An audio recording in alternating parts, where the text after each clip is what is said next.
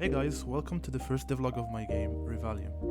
So, for context, I'm a computer science student and I'm working on a competitive multiplayer game, which is called Revalium. I have been working on this game for the past 5 years, but I haven't completed it yet. You need to leave! For reasons I will explain later. So I've been thinking about starting a devlog series for my game, but I always thought it wasn't my thing and this is not something I should do while the game is not complete. But I have a lot of friends on Discord who always give me feedback on my progress, so I thought maybe there are other people out there who would love to see that progress too. So this is the first devlog. It's mostly about all of the aspects of the game, but also about why it took me so long and all of the problems I have gone through throughout these past 5 years. So, Revalium is supposed to be, well, it is a multiplayer competitive game that inhabits the 2.5D style, which basically means it's 2D but in a 3D world. And it's a game that is highly inspired by one of my favorite games like League of Legends, Valorant, Brawlhalla, and Prince of Persia for the mechanics. So, in Revalium you could choose what I call rivals, which are just the fancy name for characters, and each character has their own set of abilities. However, all of the characters share the same set of common mechanics. For instance, every character can dash, wall grab, double jump, slide, and use a grappling hook. Each character has 4 abilities. The first ability is called the basic ability, and it's actually split into 2 abilities, a normal cast and an alternative cast. And these are very low cooldown abilities that are meant to be used continuously. The 2 other are called signature abilities. These are a bit more powerful and they're more aligned with the theme of the character. And the last one is the ultimate ability. This one is very powerful and you're only meant to use it once in a while. More specifically, you can only cast it when the player's ultimate charge bar is full. How do you fill it? Well, with damage, or for some cases, with healing. Let's take the first character for example. This is a character who is a dagger assassin. His name is Ken, and for his 2 first abilities, or the basic abilities, he throws daggers. Wow! Well, for the first one, he throws a dagger. For the second one, he throws multiple ones, but has a higher cooldown. For the first signature ability, he gets the agility effect, which is just another fancy word for speed boost. For his second signature ability, he gets a protection effect, which blocks any incoming damage for a short period of time, and also spawns a tornado of daggers. This is meant as a defense mechanism, which is really needed because, as you probably have guessed, Revalium is designed to have a lot of chasing around, so you'd probably use that when you're being chased around by someone. And for Ken's ultimate ability, he just transforms to a demon, and this ability basically boosts his basic abilities and also gives him the invisibility effect when he kills someone. There are also 3 other characters who are implemented. Gramin, which is a soldier that has 2 guns. This rival is particularly inspired by Raze and Jinx. The third rival is called Lenya. She is a crystal empress who uses 2 forms of energy in her battles. And the fourth guy is Masr. He's just like Electro from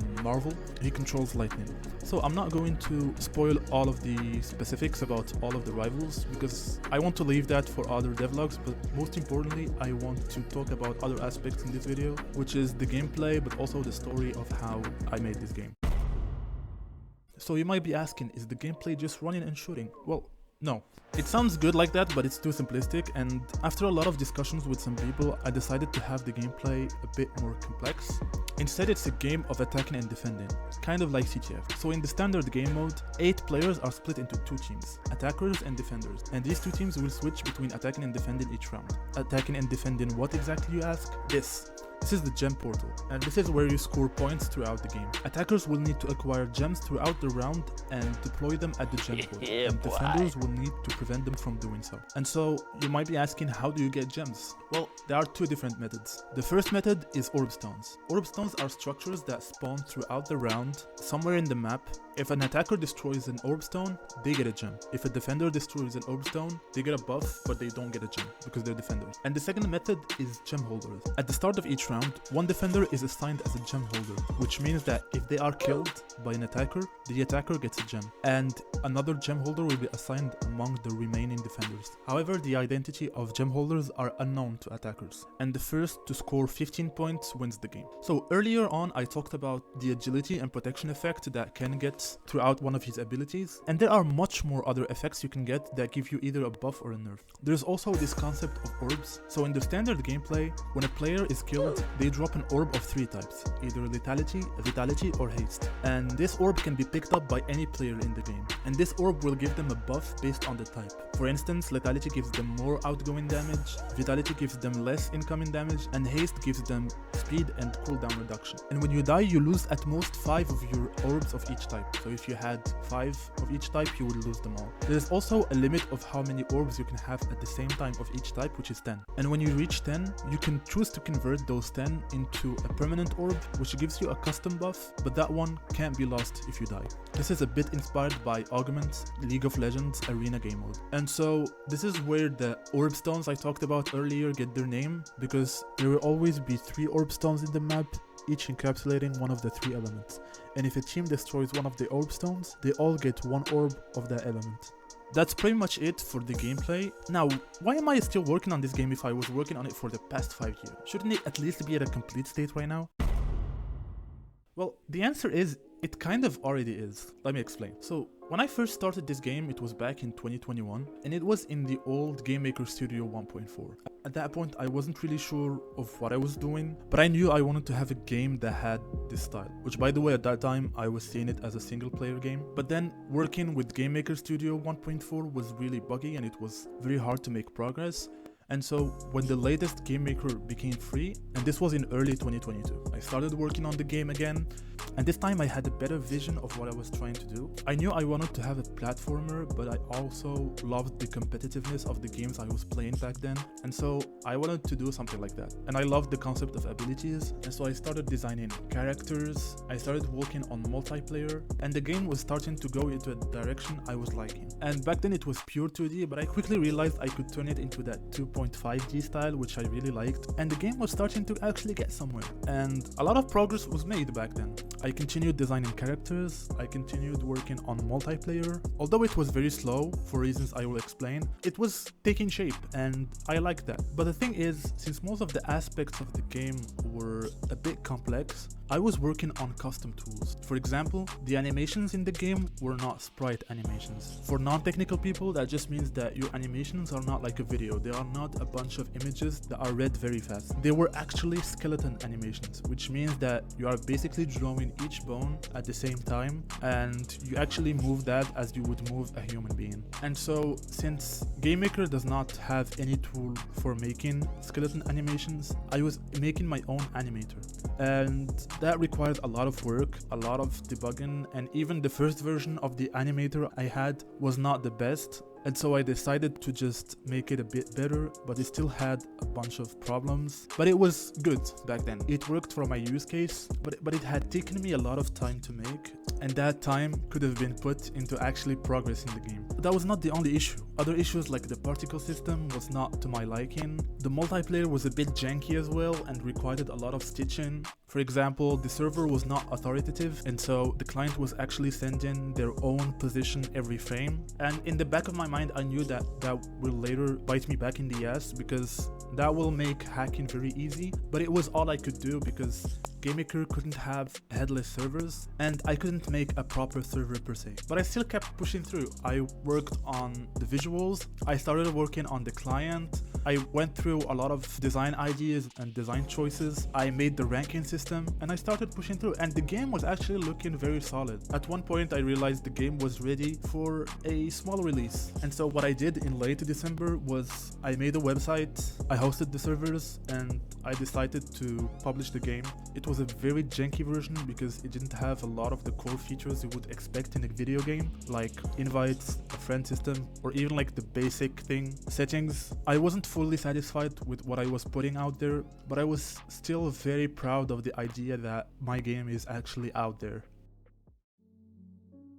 I still had those problems at the back of my head, and I kept thinking of the future of the game. I realized that this is as late as you get to either make a pivotal decision and fix all those issues, or just choose to live with them. And this is where I start spiraling. I don't know what to do. I don't know if I should just keep pushing through and keep torturing myself at this point, because all the problems I had with my engine, it was really hard to even like add something to the UI. Because back then, Game Maker didn't have UI layers, and so you couldn't visually put something into the UI, especially something that is dynamic. And so just to, let's say, make something for the UI, I would spend hours rerunning the game, re-verifying if that is to my liking, and starting over, and that would take me a lot of time. And at that time I had a friend who was talking to me about Godot. For the longest time I wanted to move away from Game Maker, especially for making 3D games. I didn't have the courage, especially since I was hearing about all the problems in those other engines, especially Unity and Unreal Engine. We all know the drama that was going on with Unity. And so it was hard for me to make that decision, but when I heard about Godot being open source, I thought about remaking the game in Godot. But just the idea of remaking the game once again made me hopeless. At that time, I just didn't know what to do. I opened Godot, I tried making a new project just to see how I could start, and it just hit me how big of a task was in front of me, so I just took a very long break.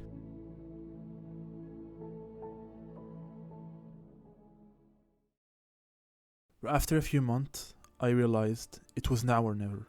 If I just push through hard enough, I will eventually get to that point where I have a game I am completely satisfied with. And so, I restarted the whole game from scratch.